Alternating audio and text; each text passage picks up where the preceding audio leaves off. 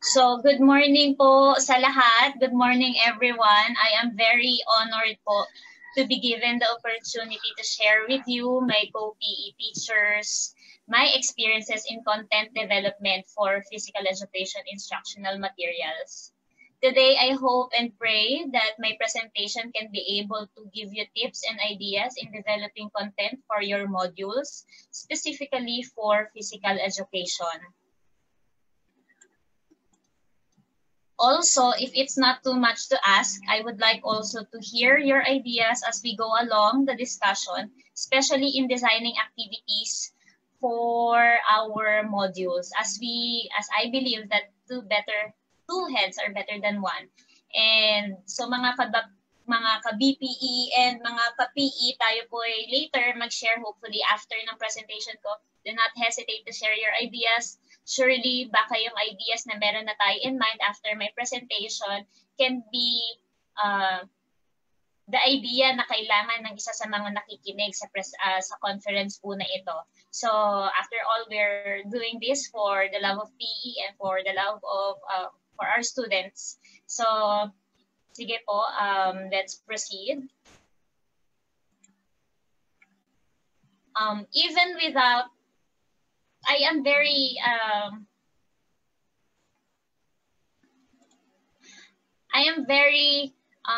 moved with this picture, no? Alam nating lahat, and we, the teachers, we know our students. Even without assessment, we knew that the setup of most of our learners is mostly like what the picture shows. And that is why this instrument, yung modules, will play a very vital role in the delivery of quality education for our learners during these challenging times in education. In a webinar that I have attended about flexible learning, I have learned, the speaker said that technology is the bridge between the educational institution and its learners. It is through technology, according to the speaker, that the schools can deliver their services to their learners. But in the case of our learners in public schools and state universities and colleges, that bridge to some is technology, but for the many, the bridge can be the module. So, the modules that we ourselves will have to develop so that we can provide quality education for our learners kahit sa ganitong time ng pandemya. Therefore, if this is the tool for their learning, we have to make sure that this tool contains meaningful lessons, that this module best represent us as their teachers, because this module are going to be our substitute for the meantime. And with this, we have to plan how to develop this module. We have to validate its content, and we have to ensure that the learning experiences in this module will fulfill the intentions of the department for our learners. Moving on,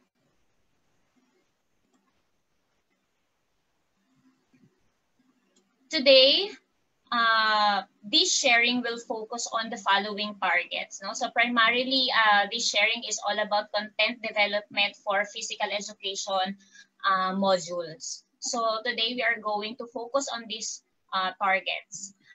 Understanding first the philosophical foundations of the K-12 physical education curriculum as the basis in creating instructional designs for our PE modules. We will look into how are we going to craft a curriculum map out of the most essential learning competencies of HOPE, Health Optimizing Physical Education, the curriculum for senior high school, which involves extracting topics out of the MELCs and sequencing them in a progressive way. No? So mamaya ipapakita ko po sa inyo yung nagawa kong plan or list of topics for the whole SEM. Also, we are going to look into how are we going to design physical activities as the core feature of the module for PE. Also, one of the goals of this sharing will be I am going to present to you essential elements of template for modules and sample modules para makita natin ng konkreto kung ano yung pwede nating maging content sa pagde-develop ng module. And finally, I hope we can share ideas about contents, learning experiences in a form of physical activities so that other participants can gain insights out of our expertise and experiences. Kasi I believe all of us here are coaches and experienced PE teachers. So hopefully after this, we can brainstorm about the activities that we can have for our health optimizing physical education. Okay, so let's start. First, let us have a similar understanding of the features of a module. A module is a self-contained, self-instructional package. This module requires the learners to interact actively rather than the module becomes a reading material, no? Where readers read it passively lang at walang engagement. So ang module, intentionally, it is self-contained, it is interactive, and it is self-instructional package. All elements, ideally, of the conventional classroom teaching have to be built in this instructional unit. So hindi man fully na madala natin yung classroom teaching natin before, at least as much as possible, same ang quality ng dapat natututunan ng bata sa classroom, kaya natin i-transform ito sa module. Okay? And so, yeah, module is a self-contained, self-instructional, interactive learning resource. So ito yung bubuuin natin. Okay, ito yung aaralin natin kung paano natin gagawa ng content. Okay, so before we proceed with the elements and the essential parts of the module,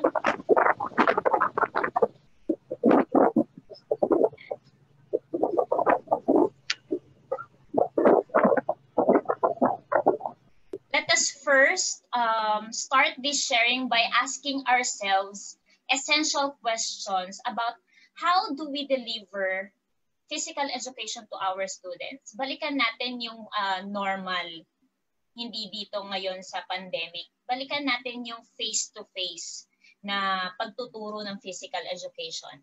And at the same time, kasi doon tayo kukuha ng ilalagay sa mga module natin, i-modify lang natin on our context in this time of pandemic. So let us ask ourselves, what is the underlying foundation of our instruction in teaching PE? Where do we lead our students in each PE session? What are our goals in every single PE class? And in this PE class, what do my students have experienced at the end of the class? What have they learned from the experience we provided for them?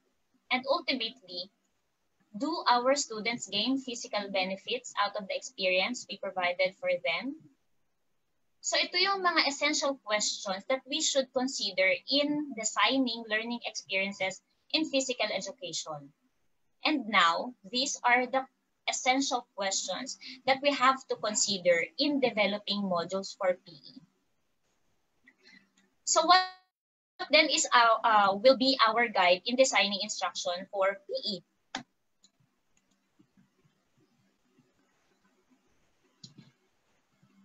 The K-12 physical education curriculum is our guide in the delivery of quality physical education for our students. Our instructions, our activities, our objectives, even assessments should be consistently aligned with the philosophy and framework, as well as the standard of the K-12 physical education, since we are providing senior high school. Since we are the ones who will provide PE for the senior high school students, no? Especially sa PUP. So we have to really study kung ano ba yung curricular philosophy ng K-12 physical education. According to the philosophy of DepEd PE curriculum, fitness and movement education content is the core of the K-12 PE curriculum. Fitness and movement education. It includes value, knowledge, skills, and experiences in physical activity participation, so that our students, sa pamamagitan ng mga physical activity experiences nito, we can optimize our students' health and fitness. Also, based on the curriculum, the curricular orientation is a paradigm shift from the previous sports-dominated PE curriculum aimed at athletic achievement. So ito yung bibigyan natin po ng klaro, if our philosophy in teaching physical education is to expect our students to execute all the skills in basketball and to be able to successfully and with all precision ma-execute ang skills sa volleyball and badminton, we will find teaching PE difficult, because to be able to teach these skills, we have to have physical facilities, equipment, and space. No? Ang isa pang problema natin is that students who have gone a long way from elementary up to high school, pagdating sa atin, iba-iba ang entry level. Iba-iba ang readiness nila when it comes to skill. Merong estudyante na dadating sa atin na magaling na mag-dribble, nakakapag-shoot na. Meron naman estudyante darating, magkaklase sila, darating sa atin at takot sa bola.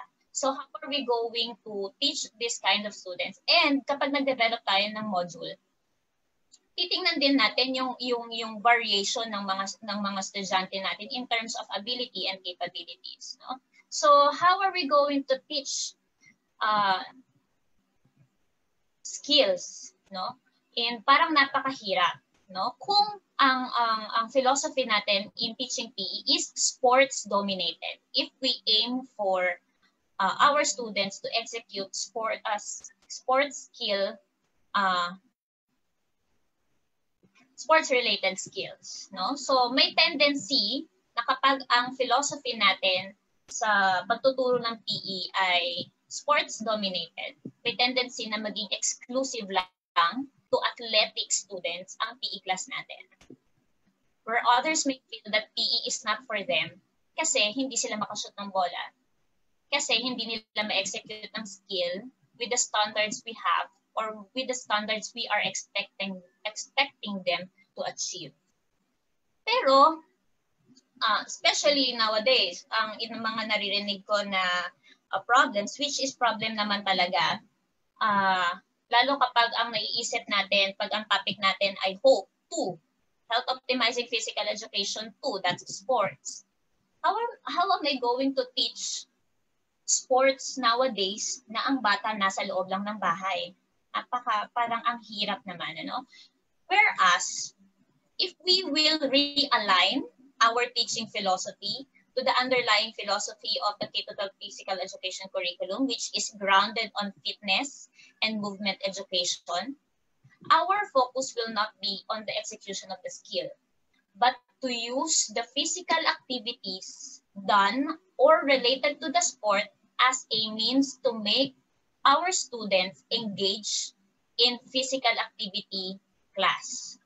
No? So ang goal lang natin for them is to use the exercises in basketball. the conditioning exercises in basketball or in volleyball para ma-optimize yung health nila. Because after all, yun talaga yung philosophy ng K-12 curriculum. And alam ko ganun din naman sa service PE. We are aiming for fitness. We are not aiming for athletic development. So, I hope because kailangan klaro to because kapag hindi iisa pag hindi tayo align sa ganitong philosophy, mamimislead yung mga gagawin nating activities. Okay? We will fail to target the standards, the learning competencies of the K-12 curriculum kapag hindi tayo consistent sa philosophy ng curriculum, no? So, moving on. So, our curriculum is and should be fitness dominated. And our means to optimize our students' health is through movement. This is the theme of physical education curriculum. Move to learn, learn to move.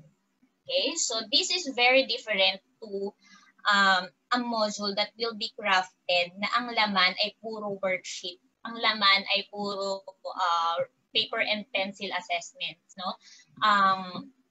According to the curriculum, our medium should be movement. So move to learn is the context of physical activity as the means for learning. Students learn the concept, for example, of spatial awareness because you let them experience it through movement activities. Hindi nila matututunan yung spatial awareness kung hindi mo pina-experience sa kanila how to move in different directions. So, and on the mechanics, no?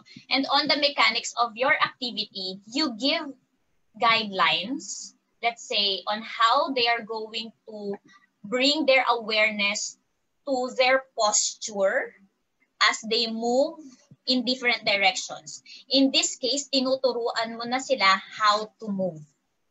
They learn how to move because movement literacy or physical literacy is a requirement naman for future lifelong physical activity participation.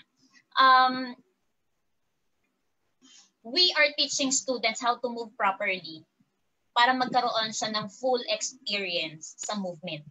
And hopefully, yung experience na yon kapag nasatisfy siya, uulit-ulitin niya hanggang sa maging active na siya. And in the long run, kahit hindi mo na siya estudyante, mamahalin niya na yung dance, mamahalin niya na yung volleyball, hanggang sa magiging recreation niya na yon. And that's the goal of PE. To teach and to instill in our students love for moving so that they can be, kahit wala na sila sa atin, they will continue to participate in active lifestyle because they will be needing that to survive. So that's the goal of PE. We teach, we let the students move so that they can learn the concept, and we teach them how to move properly so that in the long run, they can have full experience of the movement and eventually love moving and then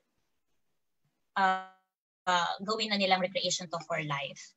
No? So, very consistent kung titingnan natin ang curriculum from grade 1 to grade 12.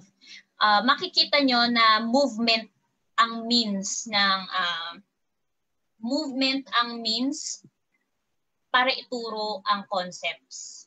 And movement din ang means to optimize health and fitness of our students. So kung hindi movement ang gagawin mong medium, you will fail to fulfill the standards of the PE curriculum. So tingnan natin sa grade 1, ayan, engages in fun and enjoyable physical activities with coordination. So ideally, the teacher here will provide fun and enjoyable physical activity so that they can learn the concepts like creating shapes using the different body parts, etc.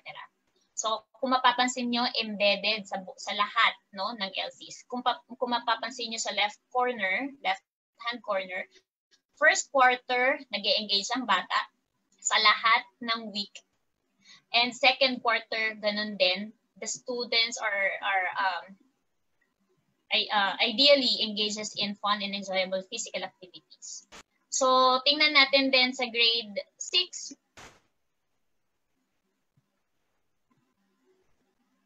Ayan.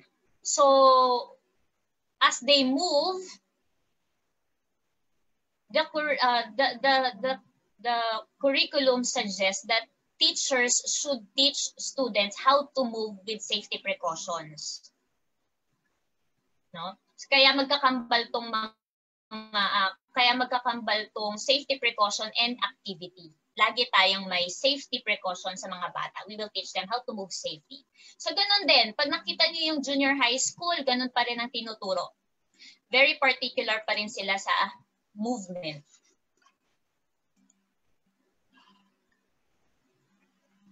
Ayan. So grade 9 ito, makikita ninyo, undertakes physical activity. First quarter, lahat sa buong LC, talagang mula week 1 hanggang week 20, kung week 20 man yan, talagang mandated tayo na pagalawin ng bata. No? So dito tayo minsan kasi napupulaan, lalo kapag face-to-face, ano, yung unang beses mo makita yung bata, pinabili mo ng PE uniform. After nun, hindi ka na nakita ng bata, or after nun, hindi naman nagamit talaga yung PE uniform.